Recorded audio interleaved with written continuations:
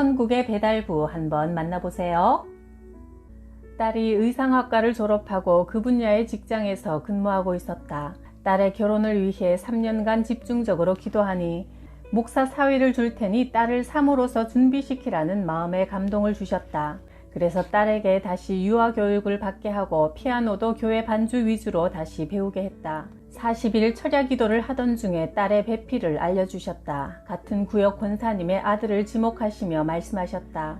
내가 크게 쓸 나의 종인데 몸이 아팠다는 이유로 아무도 딸을 주려 하지 않는구나. 네가 품어서 나의 뜻을 이루어라. 네가 아들 같은 사위로 품에 안아라. 너무나 생생하게 들려주신 음성이었다. 그는 다른 교회 전도사로 있는데 뇌종양을 앓았다는 소리를 들은 적이 있다.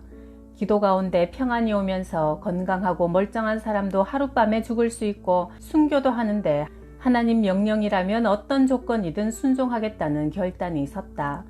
권사님도 아들의 결혼을 놓고 40일 철야 기도를 하신다고 했다. 권사님과 하나님의 뜻이라면 서로 한번 만나보게 하자고 합의했다. 그런데 딸이 그날 밤 꿈을 꾸었다. 식탁에 배 반쪽과 감 반쪽이 있어서 접시에 예쁘게 담아놓고 밖에 나가보니 하얀 차가 와 있는데 차 안에도 배 반쪽과 감 반쪽이 있어 집에 가지고 와서 그 접시에 담으니 짝이 딱 맞더란다.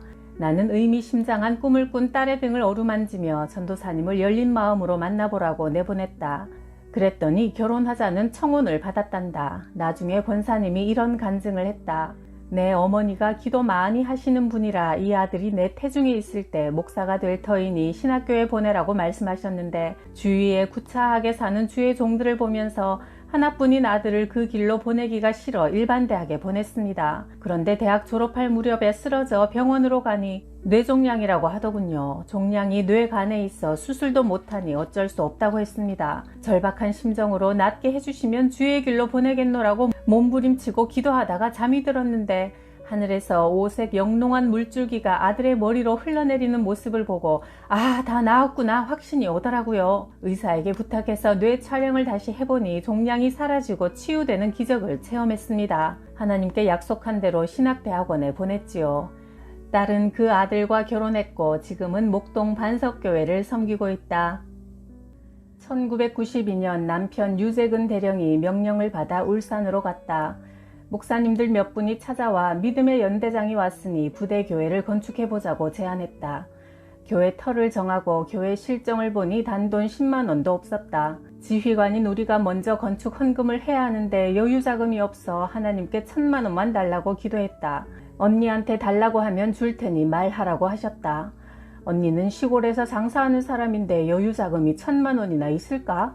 인간적인 생각으로는 아무리 생각해도 안 될 것 같아 차마 말을 못하고 15일이 지났다. 그런데 기도만 하면 하나님이 자꾸 왜 순종하지 않느냐고 책망하셨다. 하는 수 없이 언니에게 전화를 해서 다짜고짜 언니 1,000만 원만 줘 했다. 네가 1,000만 원으로 뭘 하게? 교회 건축을 해야 하는데 우리가 먼저 헌금을 해야겠어 하니 계좌번호 불러 했다. 아니 언니가 무슨 돈이 있어? 물으니 놀라운 이야기를 했다. 큰아들 생명값이야. 하나님 잘 믿던 착한 아들이 친구 아버지 문상 가서 밤을 새우고 오다가 뺑소니 차에 치여 그 자리에서 천국 갔어. 보험금을 받았는데 아들의 귀한 생명값이니 하나님 일에 귀하게 쓰려고 예금을 해놓았어. 그런데 장병들을 구원하는 교회를 짓는다니 이보다 더 귀한 일이 어딨겠니? 나는 그 소리를 들으면서 목이 메었다. 조카의 핏값으로 우리가 먼저 건축 헌금을 드리고 나니 교인들이 50만원, 100만원 힘닿는 대로 헌금하여 임마누엘 교회가 아름답게 봉헌되었다. 봉헌식을 드리고 새 성전에서 그날 밤 철야 기도를 했다. 기도 중에 환상이 열리더니 은행나무에 은행알이 가득 차 있는 모습이 보였다. 나는 너무 좋아서 하나님 정말 아름답습니다 하고 감탄하고 있는데 하나님 음성이 들렸다. 승진시켜 보내줄 테니 거기서도 교회를 지어라. 예, 알았습니다. 남편이 새로 부임한 지역의 교회에 가서 여자 지휘자를 처음 보는 순간 자아가 매우 강하다는 인상을 받았다. 자기가 맡은 일은 확신 있게 잘 했지만 겸손해야 할 부분이 있었다. 알고 보니 자기 의사가 반드시 관철되어야 하는 성품이라 목사님도 그녀의 의견과 고집을 꺾기 어려워 힘들어하는 사람이었다. 그녀가 겸손하면 하나님께 더 크게 쓰임받을 수 있는 사람이라는 생각이 들어 처음 본 순간부터 그녀를 위해 매일 기도하게 되었다. 4개월을 기도한 후 부활절 주일 예배 때 성가대 찬양이 지휘자인 그녀가 기대하고 원했던 만큼 잘 안 되었던 모양인지 오후 예배도 안 드리고 점심도 안 먹고 가버렸다. 그러자 목사님과 장로님들이 무척 난감해했다. 오후 예배를 드리고 난 후 내가 나서서 신방을 가자고 제안했다. 과일과 꽃을 사들고 갔지만 쳐다보지도 않고 무엇하러 왔느냐며 시큰둥하게 맞았다. 이야기를 들어보니 시아버지가 장로님인데 시아버지도 내 고집을 꺾지 못하고 누구도 나를 어떻게 할 수 없다는 교만이 머리 끝까지 차 있었다. 내가 그녀를 위해 간절히 무릎 꿇고 기도하는 가운데 하나님께서 주시는 영감이 있어 내가 말했다. 집사님은 본래 사모의 사명을 가지고 있었으나 배를 타는 마도로스인 지금 남편의 외모에 빠져 사명을 저버린 결과 지금 물질의 고난을 당하고 있습니다. 지금 운영하는 피아노 학원이 잘 안 되지요. 월세방에 살고 있지요. 그러자 지금까지 기세등등했던 모습이 팍 수그러지면서 내 앞에 무릎을 꿇고 앉아 자세를 고쳤다. 나는 그녀가 지휘자라는 사실만 알 뿐 과거에 대해 들은 바가 전혀 없는 사람인데 이렇게 적나라하게 자기의 모든 것을 파헤치니 무릎을 꿇을 수밖에 없는 것이다. 그런데 함께 온 성가대원 청년에게도 느닷없이 말씀이 선포되었다. 학생, 똑똑히 보아라. 너도 사모의 사명이 있는 자다. 그런데 사명을 저버리고 세상길로 가면 너도 이 사람처럼 고난을 겪을 수밖에 없으니 정신 차리고 하나님 뜻대로 살아라. 힘주어 말하게 하셨다. 나는 그 학생의 형편과 처지도 전혀 몰랐다. 학생이 놀라서 울며 말했다. 안 그래도 대학 졸업반이라 진로를 놓고 기도하던 중 주의 길을 가라는 감동을 받았지만 형편이 어려워 돈을 벌어야 되겠다는 생각으로 여행 가이드를 하려고 마음먹고 있던 중이었어요. 나도 놀랐다. 그들의 속에 있는 하나님의 영 외에는 그들의 속사정을 누가 알 수 있겠는가. 교회 온 지 얼마 안 되어 아무것도 모르는 내가 그런 말을 하니 자기들이 믿었지 그렇지 않으면 안 믿었을 거란다. 그 후 지휘자 집사님은 하나님 앞에 회개하고 겸손하게 바로 섰다. 그러자 하나님이 물질 문제를 풀어주셨다. 지금 살고 있는 월세집을 비우라 해서 다른 월세를 보러 다니다가 다세대 주택을 짓는 건축업자를 만났다. 마침 정부에서 다가구를 보유하고 있는 사람들에게 세금을 부과한다고 하니 지금 갖고 있는 돈만 주고 집을 산 뒤 1년 동안 되는 대로 갚으라고 했다. 피아노 한 대를 팔아 그 돈으로 계약금을 하고 내가 100만 원을 보태주어 7,500만 원짜리 집을 인수받아 명의 이전을 했다. 그렇게 하나님 은혜로 기적적으로 집을 사고 1년 안에 빚을 갚게 해달라고 기도하고 있는데 11개월째 되는 어느 날 시아버지가 찾아오셨다. 시동생이 교통사고를 당해 보상금이 4,500만 원이 나왔는데 며느리가 집을 장만한 것을 보고 집값을 하라고 주셨다. 얼마나 감사한 일인가. 게다가 아들까지 낳았는데 주의 종으로 하나님께 드리겠다며 어려서부터 믿음으로 구별하여 키우겠다고 했다. 한 가정을 바로 세우는 일에 그토록 섬세하게 역사하신 하나님께 감사드린다. 어머니의 몸이 자꾸 말라가 강남 성심병원에 모시고 갔더니 위암이라 했다. 63세 젊은 연세니 수술하면 3년은 더 살 수 있다고 했다. 그 어려운 수술을 하고도 3년밖에 못 산다니 어머니와 함께 100일 새벽 기도를 드렸다. 어머니가 말했다. 98일째 되는 날 새벽 예배 때 환상을 보았다. 내 위장에서 손가락 크기만한 노란 주머니를 떼어내고 들고 있으니 이것은 병주머니인데 이제 이것이 나왔으니 살 수 있다는 음성이 들렸다. 그날부터 어머니는 죽 대신 밥을 잘 드시고 잠도 잘 주무셨다. 어머니는 하나님 은혜로 13년을 평안히 더 사셨다. 모녀가 합심하여 기도할 때 하나님은 응답하시고 영광을 받으셨다. 전도하러 다니다가 지역 조합장 아주머니를 만났다. 처녀 때 예수님 잘 믿었는데 시집을 오니 시어머니가 네 남편은 부처님께 불공들여 낳은 자니 예수 믿으면 안 된다고 해서 주저앉아 있었고 본인은 아기도 못 낳고 황달이 걸려 눈동자까지 노란 상태였다. 교회에서 부흥회가 열려 기도하는데 그녀를 꼭 데려가라는 강한 감동이 왔다. 급하게 달려가니 그녀는 부엌에서 저녁 준비를 하고 있었다. 내가 말했다. 교회 같이 갑시다. 이번에 교회에 나오지 않으면 다시는 오지 않을 거요. 그러자 그녀가 눈물이 글썽글썽해지더니 꿈 얘기를 했다. 사실 어젯밤 꿈을 꾸었는데 꿈에 목사님이 오셨어요. 목사님이 교회에 같이 가자고 하셨는데 우물쭈물하고 있으니 이번에 안 가면 다시는 너를 찾지 않겠노라 말씀하시며 돌아서시는데 얼마나 서운했는지 눈물을 줄줄 흘리다가 꿈을 깼답니다. 그런데 권사님이 오셔서 꿈과 똑같은 말씀을 하시네요. 그날 밤 그녀는 저녁 집회에 나와서 통곡하고 회개하며 다시 주님 앞에 바로 살겠다는 결단을 하고 안수기도를 받고 돌아갔다. 그때부터 병이 낫기 시작해 완치되었다. 시어머니도 네 병만 낫는다면 예수 잘 믿으라고 허락했고 남편까지 함께 교회에 나오는 은혜를 받았다. 그 후 한 달쯤 지나 또 반가운 소식이 들려왔다. 누가 아기 없는 집인 줄 알고 사내 아이를 대문 앞에 놓고 갔다며 아이 없는 집에 업둥이 아들까지 들어오니 온 집안이 웃음꽃이 만발해 마을의 화제거리가 되었다. 하나님을 향한 첫사랑을 회복하니 삶의 모든 것이 회복되는 것을 보았다. 울산에 있을 때 어머니가 위독하시다는 소식을 듣고 밤 12시 충청도로 가기 위해 택시를 타려고 서 있었다. 택시 한 대가 와서 서더니 기사가 말했다. 주일 밤에는 택시가 별로 없습니다. 주일이라고 하는 것을 보니 믿는 사람이구나 싶어 안심하고 택시를 탔다.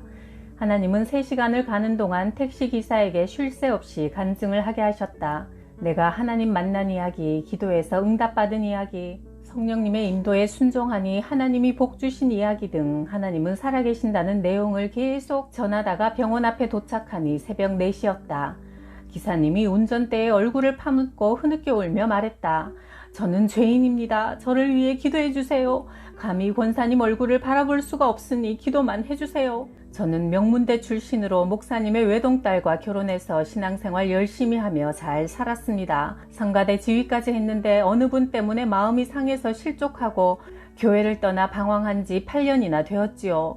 하나님을 떠나자 아내와도 사이가 멀어져 이혼하고 혼자 되었는데 조용히 죽으려면 무슨 일이 좋을까 생각하다가 택시 영업을 하게 되었고 오늘 죽을까 내일 죽을까 기회만 엿보고 있던 참에 권사님을 만났습니다. 긴 시간 동안 교회를 섬기고 목사님과 하나님을 섬긴 이야기를 듣다 보니 나는 여지껏 한 번도 섬김의 삶을 살지 못하고 교만하여 섬김 받기만 바랐구나 하는 생각이 들더군요. 생각해보면 교회를 떠난 것도 다 내 잘못이고 가족을 떠난 것도 내 잘못입니다. 이제 깨달았으니 앞으로 남은 생에는 하나님과 교회를 열심히 섬기며 살겠으니 기도해 주십시오 하여 나는 전심을 다해 기도해 주었다. 어머니의 죽음을 통해 한 영혼을 살려주시는구나 한없이 기쁜 마음으로 병실로 들어서니 어머니가 오늘 임종한다는 영감이 왔다. 그날 밤 어머니는 조용히 숨을 거두고 천국으로 가셨다. 복된 죽음 앞에 하나님께 감사를 드렸다. 1979년 10월 어느 날 낮에 구역 식구 영은 집사와 우체국에 볼 일이 있어 같이 갔다. 그런데 영은 집사가 우체국 벽에 걸려있는 태극기와 대통령 사진을 보고는 혼잣말처럼 중얼거렸다. 저 사진이 며칠이나 갈까? 내가 놀라서 그게 무슨 소리야? 물으니 나라를 위해 기도하는데 하나님이 대통령 각하가 얼마 후 총에 맞아 돌아가신대요. 내가 얼른 손으로 입을 막으면서 그런 말 함부로 하지 말라고 주의를 주었다. 며칠 후 목사님이 새벽기도 시간에 말했다. 이 민족이 위기에 처해 있으니 기도하라는 하나님의 우레 같은 음성을 들었습니다. 오늘은 우리 모두 나라와 민족의 평화를 위해 특별히 기도합시다. 1979년 10월 26일은 교회 체육대회를 하기로 예정된 날이었다. 그런데 새벽에 박정희 대통령이 시해를 당하여 체육대회가 취소되었다. 하나님은 기도하는 자들에게 어떤 사람은 음성으로, 어떤 사람은 환상으로, 어떤 사람은 영감으로 미래 일어날 큰일을 알려주시는 분이었다. 나는 이 일을 통해 인간 역사를 주관하시는 분은 하나님이심을 깨닫게 되었다. 하나님을 믿기 전 내 삶은 아무 의미가 없었다. 삶의 목표도 없고 왜 살며 어떻게 살아야 하는지도 몰랐다. 그저 하루하루 지내는 것뿐이었다. 그러던 어느 날 아버지가 갑자기 혈압으로 쓰러져 말 한마디 못하고 돌아가셨다. 죽음이 이렇게 예고 없이 찾아온다고 생각하니 너무나 허무했다. 이렇게 짧은 인생을 사는데 천년만년 살 것 같이 아기다툼을 하고 시기 질투하면서 살아가는 삶이 너무나 싫었다. 절망에 빠져 있을 때 옆집 아주머니로부터 예수 믿자고 전도를 받았다. 그 전에 먼저 교회 다닌 언니가 수없이 너는 예수를 믿어야 산다고 말했지만 돈 좀 벌어놓고 아이들 다 키워놓고 천천히 믿을 테니 언니 너나 잘 믿으라고 했었는데 아버지를 잃고 허전한 마음을 달랠 길 없어 교회에 따라갔다. 그 후 얼마 되지 않아 내게 심장병이 생겼다. 사소한 일에도 잘 놀라고 호흡이 가빠지면 가슴을 끌어안고 맥없이 쓰러져 부딪혀 상처가 나기 일쑤였다. 심장병으로 오래 살 수 없다는 병원 판정을 받고 수저들 힘도 없을 만큼 약해졌다. 고작 이렇게 살려고 그렇게 아등바등 살았는가 생각하니 너무나 원통했다.